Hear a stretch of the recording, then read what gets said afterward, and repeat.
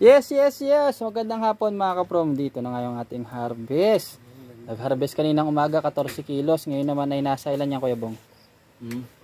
Kulang 20. Ito, grabe oh. Hindi pa nga tapos.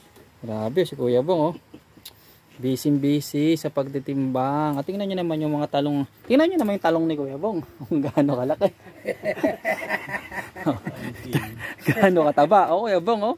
Grabe yan, ang haba, Brad. Oh, hindi na hindi na magkasya sa cellphone. Sobrang haba at sobrang taba.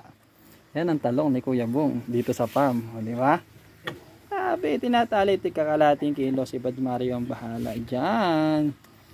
Pag ganyan ba naman, Kuya Bong, no? Sulit yung pagdidilig natin ng El Nino, no?